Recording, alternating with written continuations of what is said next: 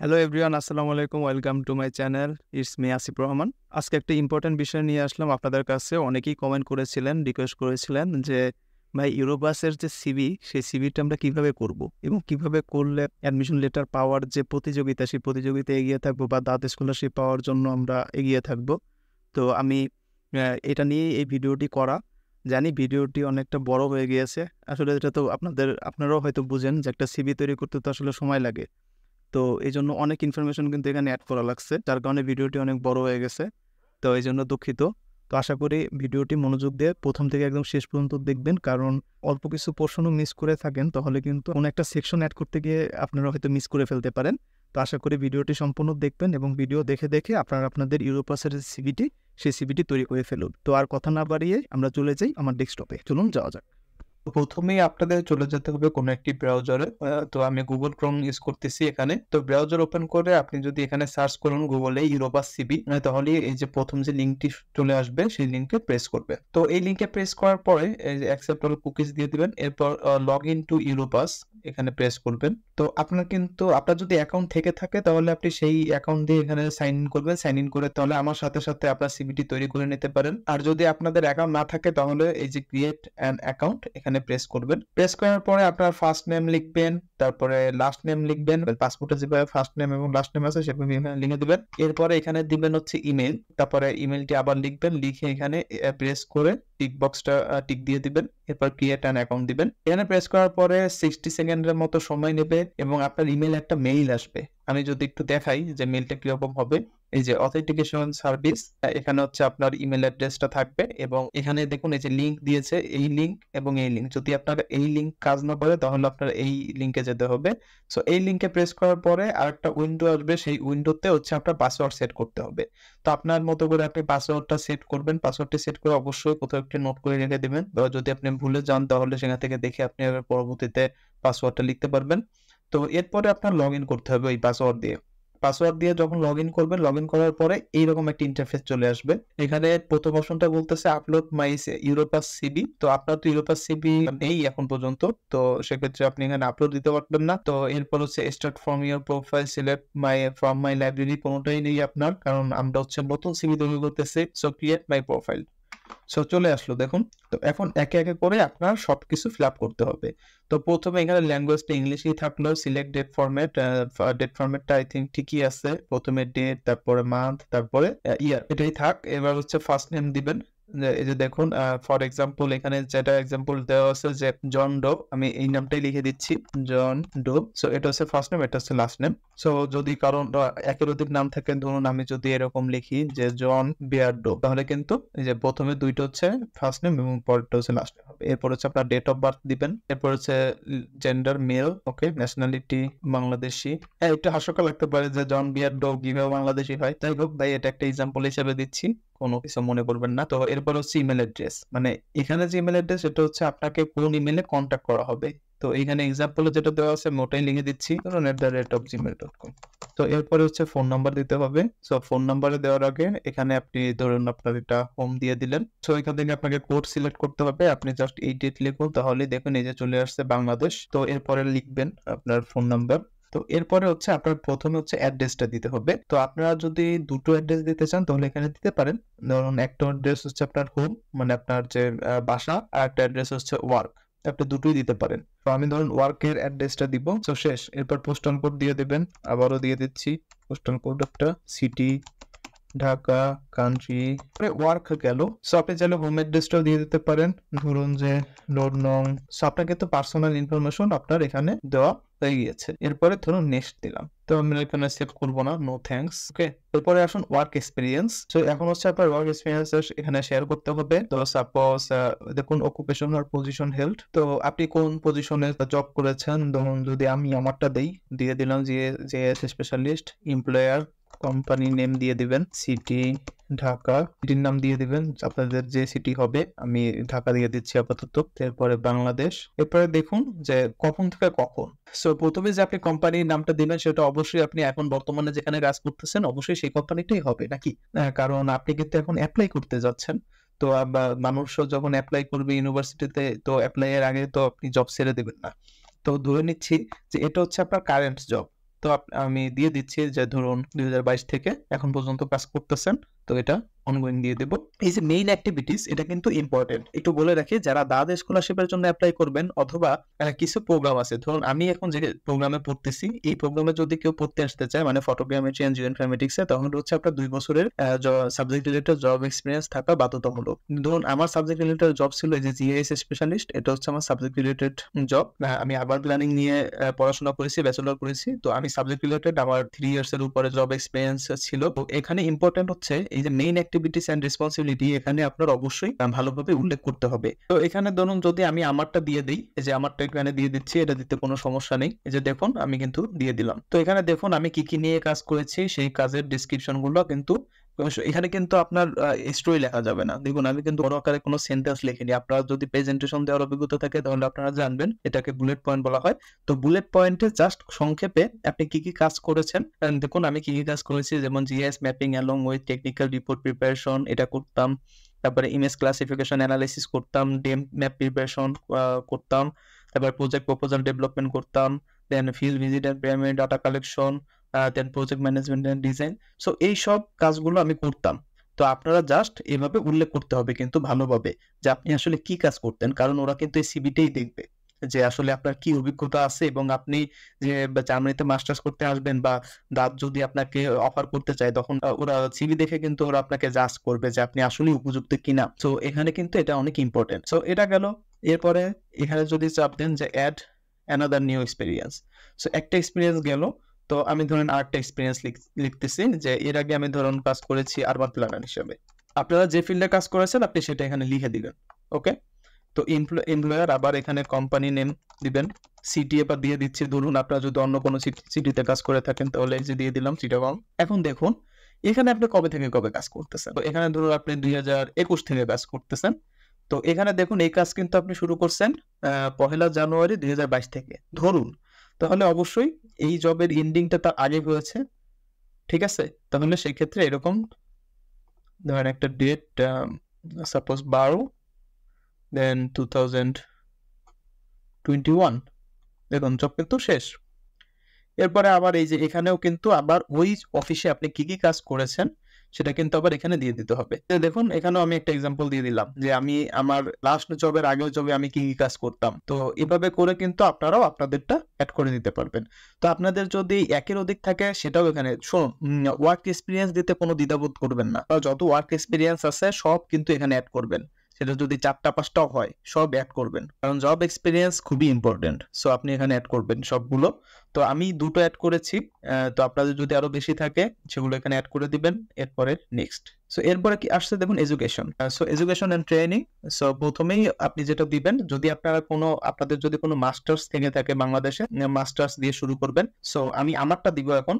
তো আমার যেহেতু মাস্টার্স ছিল না আমি ব্যাচেলর দিয়ে দিচ্ছি। তো আর একটা ব্যাপার বলতে ভুলে গিয়েছি, আমি একটু প্রিভিয়াস স্লাইডে যদি আবার যাই, আপনারা যদি কোথাও ইন্টার্নশিপ করে থাকেন বাংলাদেশে, সেটা যদি 1 মাসের জন্য হয় তাহলে সেটা কিন্তু এখানে উল্লেখ করে দিবেন।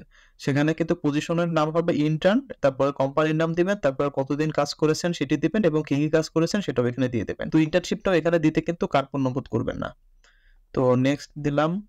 ওকে, সো প্রথমেই আমি দিব যে আমি কি করেছি, দেন অর্গানাইজেশন, দেন আপনার ইউনিভার্সিটির যদি ওয়েবসাইট থাকে সেই ওয়েবসাইটের লিঙ্কটা হচ্ছে এখানে দিয়ে দিবেন। তারপর ইউনিভার্সিটি কোথায় সেটা দিয়ে দিবেন। তো আমি নিয়ে নিলাম ঢাকা। এরপর হচ্ছে আপনার ইউনিভার্সিটিতে কবে থেকে কবে, আমি একটা ডেট লামসাম দিয়ে দিয়েছি, আপনারা এইভাবেই দিয়ে দিবেন যে আপনার ইউনিভার্সিটিতে আপনি যে ব্যাচেলর করেছেন কত তারিখ থেকে কত তারিখ পর্যন্ত আপনার ব্যাচেলরটি শেষ হয়েছে সেটি দিবেন। তো এটা গেল। এরপরে দিবেন হচ্ছে হায়ার সেকেন্ডারি সার্টিফিকেট। ওকে, সো হায়ার সেকেন্ডারি সার্টিফিকেট। এরপর আপনার কলেজের নেম দিবেন। তারপর আপনার কলেজে যদি কোনো ওয়েবসাইট থাকে সেই ওয়েবসাইটটা এখানে দিয়ে দিবেন। যেই সিটিতে আপনার কলেজ অবস্থিত সেই সিটির নাম দিবেন, তারপর কান্ট্রি দিবেন। এরপর ওই কলেজ কবে থেকে কবে, ধরুন আমি যদি দেই আমার ব্যাচ 2011 টু 2013। এরপরে সেকেন্ডারি স্কুল সার্টিফিকেট। এরপরে স্কুলের নাম দিয়ে দিবেন। তারপর আপনার স্কুলের যদি কোনো ওয়েবসাইট থাকে সেই ওয়েবসাইটের লিঙ্ক দিবেন, সিটি দিবেন, কান্ট্রি দিবেন। ওকে, এরপরে ডেট দিবেন। সো এরপরে আমি আরেকটা জিনিস দেখাতে ভুলে গিয়েছি, এই যে মোর ডিটেলস। ওকে, মোর ডিটেলসে যাবেন। মোর ডিটেলসে যে এখানে কিন্তু আপনার ফিল্ড অফ স্টাডি, দেখুন ফিল্ড অফ স্টাডি দিতে হবে কিন্তু। আমার তো ব্যাচেলর সরাসরি ব্যাচেলর অফ ইউরপি। তো আপনাদের যাদের ধরুন ব্যাচেলর অফ সায়েন্স, ধরে নিন আমি এখানে দাঁড়ান লিখিয়ে দিলাম যে bachelor of science. Okay, bachelor of science. এরপরে কিন্তু আপনি কোন সাবজেক্টে পড়ছেন সেটা কোথায় দিবেন, তাহলে সেটা হচ্ছে যে ফিল্ড অফ স্টাডি, এটা দিয়ে দিবেন। ধরুন ফিজিক্স, সো ফিজিক্সটা এখানে লিখে দিবেন। ধরুন কেমিস্ট্রি এখানে লিখে দিবেন। ঠিক আছে, সো আশা করি আপনারা বুঝতে পারছেন যে এখানে কি লিখতে হবে। তো আমি এখানে এটাই লিখে নিচ্ছি। এরপরে ফাইনাল গ্রেড, দেখুন ফাইনাল গ্রেডটা কিন্তু যদি আপনি 3.50 পেয়ে থাকেন তাহলে 3.50 আউট অফ 4.00 এভাবে লিখে দিতে হবে। তারপরে যদি আপনি যদি থিসিস করে থাকেন সেই থিসিসের টাইটেলটা হচ্ছে এখানে দিয়ে দিবেন। ঠিক আছে, এরপরে দেখুন কিছু সাবজেক্টের নেম এখানে লিখে দিতে পারেন। ওকে, ধরুন আমি তো আরবান রিজিওনাল প্ল্যানিং এ পড়েছিলাম, আবার কিছু সাবজেক্ট ছিল জিআইএস রিলেটেড, তো সেগুলো আমি এখানে উল্লেখ করেছিলাম। তারপর এনভায়রনমেন্ট রিলেটেড আমার সাবজেক্ট ছিল, সেগুলো আমি এখানে উল্লেখ করেছিলাম। এই ক্ষেত্রে কি হবে জানুন, আসলে আপনি যে সাবজেক্টে পড়তেছেন, তাহলে আপনি যদি এখানে একটু সাবজেক্টের ডিটেইলস লিখে দেন, সেক্ষেত্রে রিডারদের কিন্তু বুঝতে সুবিধা হবে যে আপনি ব্যাচেলরে কি কি কভার করেছেন। ওকে, তো এটা এখানে দিয়ে দিলেন। তারপরে নাম্বার অফ ক্রেডিট, এখানে নাম্বার অফ ক্রেডিটও দিয়ে দিতে পারেন। তো এগুলো হচ্ছে এক্সট্রা আপনারা দিয়ে দিবেন, স্পেশালি ব্যাচেলরের ক্ষেত্রে এটা অবশ্যই দিবেন।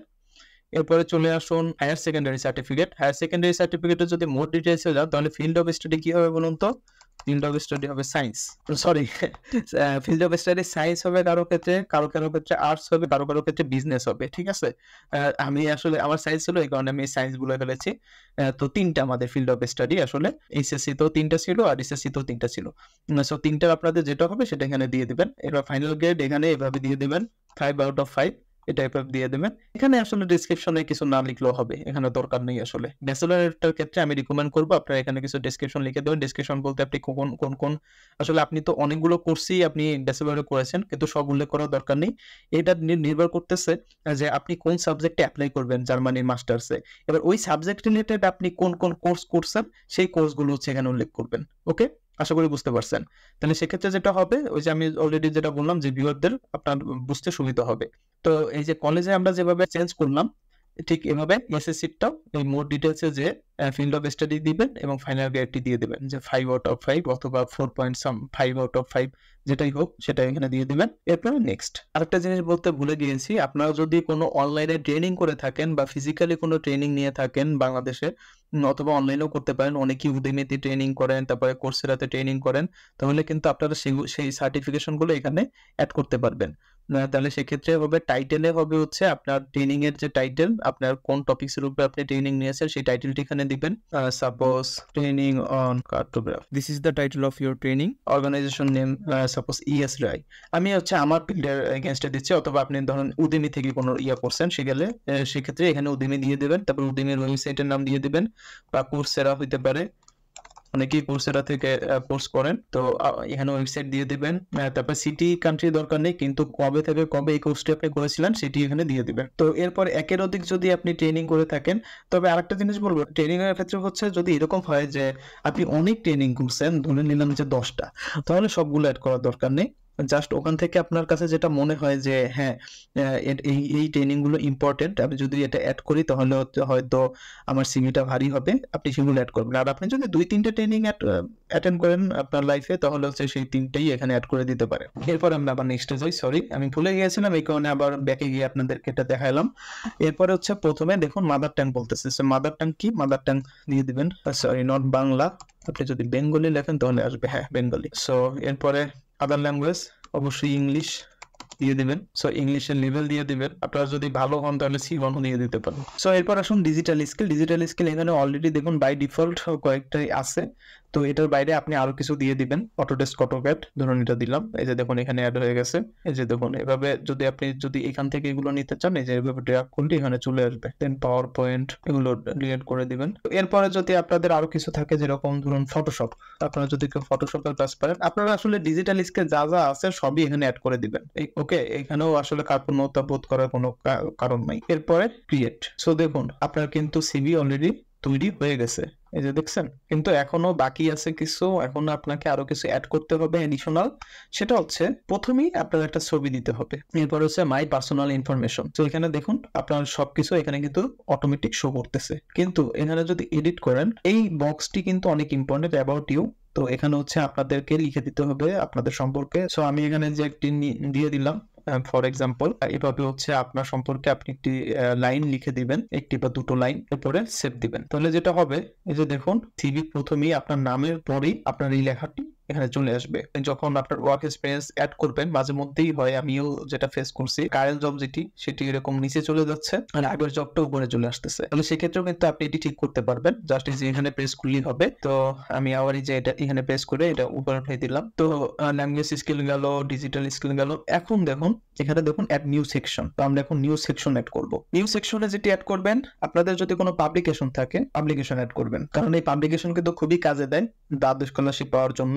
ইভেন অ্যাডমিশন লেটার পাওয়ার ক্ষেত্রে আপনি অন্যদের থেকে এগিয়ে থাকবেন। এখানে পাবলিকেশনের টাইটেল দিবেন। আমি একটা টাইটেল অ্যাড করলাম যে developing and uses of mobile GIS application. তারপরে কত সালে হচ্ছে আপনার পাবলিকেশনটা করেছেন সেটা দিয়ে দিলাম, ধরুন 2023। এরপর আপনি পাবলিকেশনের যদি কোনো ইউআরএল থাকে, আপনি যদি রিসার্চ গেটে আপনার পাবলিকেশনটা শেয়ার করে থাকেন বা আপনার যে পাবলিকেশনের যে ওয়েবসাইট লিঙ্কটি, সেই লিঙ্কটি হচ্ছে এখানে দিয়ে দিবেন।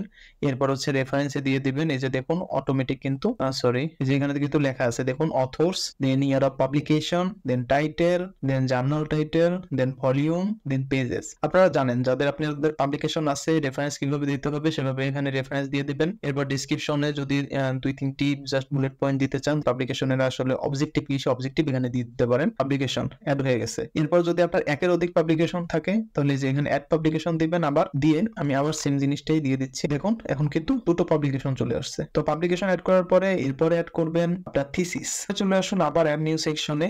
এখান থেকে কিন্তু যদি আপনার ব্যাচেলরে থিসিস করে থাকেন, মানে বাংলাদেশে যদি কেউ মাস্টার্স করে থাকেন, তাহলে সেক্ষেত্রে থিসিসটা আপনি এখানে অ্যাড করে দিতে পারেন। ধরুন আদার দিবেন, কারণ এখানে থিসিসের কোনো আলাদা অপশন নেই। তো আদার দিয়ে তারপরে এখানে টাইপ করুন থিসিস, দেন অ্যাড সেকশন। এরপর হচ্ছে আপনার থিসিসের টাইটেল দিবেন। আমি আবার সেম জিনিসটাই এখানে দিয়ে দিলাম, ধরুন এটাই আমার থিসিস ছিল, তো সেই থিসিসটা এখানে দিয়ে দিবেন। এবার কবে থেকে কবে পর্যন্ত এই থিসিস লিখেছেন, যদি আপনি টাইম দিতে চান দিতে পারেন, না দিতে চাইলেও কোনো সমস্যা নেই। এরপর এখানেও সেম, জাস্ট আপনার অবজেক্টিভটা এখানে দিয়ে দিবেন। থিসিস মানে তো একটা রিসার্চ ওয়ার্ক, তো আপনার রিসার্চের অবজেক্টিভ কি ছিল সেই অবজেক্টগুলো এখানে দিয়ে দিবেন। এরপরে সেভ দিয়ে দিবেন। সো এভাবে থিসিসটা এখানে অ্যাড করে দিবেন। এরপরে আসুন আরেকটা সেকশন, সেটা হচ্ছে প্রজেক্ট। তো প্রজেক্টে যেটা হবে যে আপনি যখন আপনার অফিসে কাজ করতেছেন, সেই অফিসে যদি আপনার এরকম বেসিসে হয়, যেমন আমি যখন কাজ করতাম আমার এরকম ছিল যে বিভিন্ন প্রজেক্টের উপরে কাজ করতাম, সেই প্রজেক্টগুলো আমি উঠাতাম। সো এরকম একটা প্রজেক্ট যদি আমি এরকম দিয়ে দিই, প্রজেক্টের নামটা দিতে সমস্যা নেই, আসলে এটা সরকারি একটি প্রজেক্ট।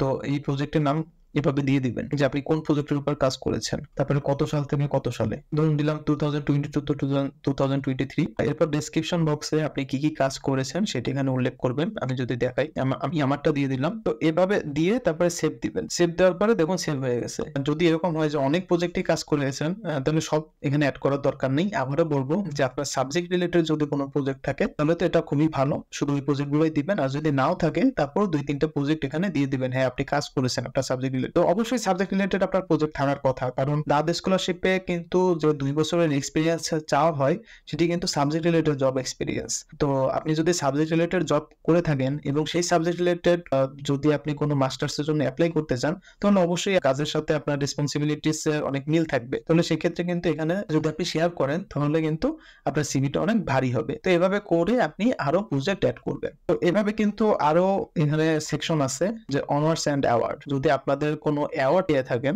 মানে আপনাদের জন্য কোনো কিছু থেকে থাকে, সেই অ্যাওয়ার্ডটা উল্লেখ করতে পারবেন যে অ্যাওয়ার্ডের টাইটেল কি এবং কোন ইনস্টিটিউশন থেকে আপনি অ্যাওয়ার্ডটি পেয়েছেন।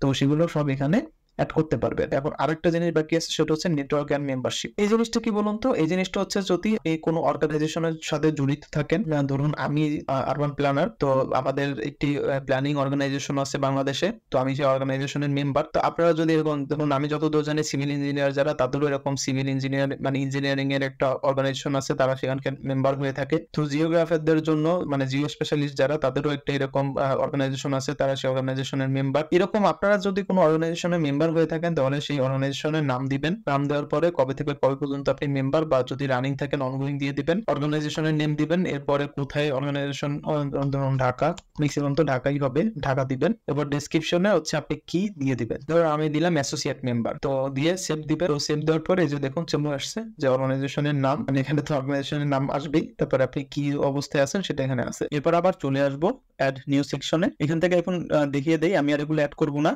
আপনারা যদি কোনো কনফারেন্স অ্যাটেন্ড করে থাকেন বা সেমিনার, তাহলে সেটা এখানে অ্যাড করে দিবেন। এরপরে ভলেন্টিয়ার, সো আমি এটা অ্যাড করে দিই। আপনাদের যদি কোনো ভলেন্টিয়ারিং কোনো সার্টিফিকেট থেকে থাকে তাহলে সেটা এখানে অ্যাড করে দিবেন। টাইটেলে দিতে হবে নেম অফ দ্য অ্যাক্টিভিটি। তো আপনারা এই ভলেন্টিয়ারিংটাও এখানে অ্যাড করে দিতে পারেন। আমি আর এখানে অ্যাড করতেছি না, আপনারা চাইলে অ্যাড করতে পারেন। ওকে, আশা করি আমাদের সিভি ইতিমধ্যে কমপ্লিট। তো যখন আপনার এখানে কাজ করা হয়ে যাবে তখন ক্রিয়েট সিভিতে প্রেস করতে হবে। দেখুন এই যে ক্রিয়েট সিভি নাও। তো আমি দেবো start from your profile, add করেছি। এখানে দেখুন এই যে জেন্ডার এটি একটি টিকমার্ক নাই, তো টিকমার্ক দিয়ে দিলাম। এখানে একবার ক্রস চেক করে নেবেন যে কোনো টিকমার্ক উঠে আছে কিনা। তো সবই আছে, তো নেক্সট দিবেন। নেক্সট দেওয়ার পরে দেখুন do you want to edit the information before creating your CV.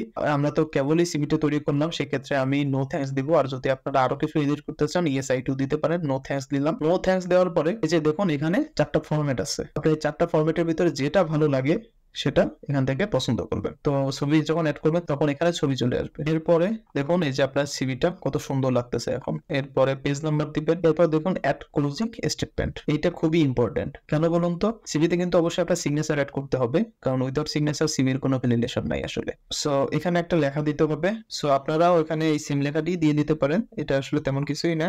I hereby declare that all the information provided above are authentic. Place দিয়ে দিবেন।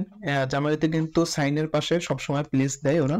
সো আপনারা প্লেস দিয়ে দিবেন। সো আপনারা প্লেস দিয়ে দিবেন লাইক এভাবে। তারপর ডেট দিবেন, ডেট দিয়ে দিচ্ছি একটা। এরপর এখানে সিগনেচারে আপলোড দিবেন আপনার সিগনেচারটি। আপলোড দেওয়ার পরে নেক্সট দিবেন। এরপর দেখুন আপনার কিন্তু এই সিভিটি লাইব্রেরিতে কিন্তু আপনি সেভ করে রাখতে পারবেন। তো সেই ক্ষেত্রে নাম লিখে এই যে save in my Europass library save করলাম। এরপর হচ্ছে আপনাকে ডাউনলোড করতে হবে। অবশ্য ডাউনলোড করার আগে আপনাদের একটু দেখাই সিভিটি কেমন হয়েছে। এই যে দেখুন একদম সবার লাস্টে কিন্তু এটা চলে আসছে। আপনি যদি সিগনেচার অ্যাড করেন তখন হচ্ছে এই ঢাকা বাংলাদেশ এবং এই তারিখটি এই ডাউন সাইডে চলে আসবে এবং এখানে আপনার সিগনেচারটি চলে আসবে। এরপর ডাউনলোড অপশনে যখন আপনি প্রেস করবেন তখন আপনার সিভিটি ডাউনলোড হয়ে যাবে। ডাউনলোড হওয়ার পরে ফিনিশ দিবেন। সো আপনার কাজ কিন্তু শেষ। এবার আমি একটু সিভিটি ওপেন করে দেখাচ্ছি আপনাদেরকে। সিভিটি হচ্ছে পিডিএফ ভার্সনে আছে। এই যে হচ্ছে আপনাদের সিভিটা হচ্ছে এরকম দেখতে হবে। তো আমারটা 3 পেজ হয়েছে। আমি তো অনেক কিছু অ্যাড করেছি, আপনারাও আরো অনেক কিছু অ্যাড করতে পারবেন, কোনো সমস্যা নেই। এই যে আপনার অ্যাবাউট মি, এই যে এই জন্য বলেছিলাম। দেখুন এইটাই কিন্তু সিভির সর্বপ্রথমে চলে আসছে। তো এই লেখাটি অবশ্যই ইম্পর্টেন্ট, আপনারা সুন্দর করে লিখবেন। অবশ্যই গুগল থেকে কপি করবেন না। এখানে আমি এটা গুগল থেকে কপি করে দিয়েছি, আশা করি হুবহু কেউ কপি করবেন না এটাকে। এটা আপনার সম্পর্কে আপনি লিখবেন, এটা বেস্ট হবে। তো এই হচ্ছে ওভারঅল কিভাবে আপনার ইউরোপাস ফরম্যাটে সিভি তৈরি করবেন। সো আশা করি ভিডিওটি আপনাদের উপকারে এসেছে। তো যদি আমার ভিডিওটি ভালো লেগে থাকে লাইক কমেন্ট শেয়ার করবেন এবং সাবস্ক্রাইব করে আমাকে সাপোর্ট করবেন। দেখা হবে, কথা হবে পরবর্তী কোনো ভিডিওতে। টিল দেন আল্লাহ হাফেজ।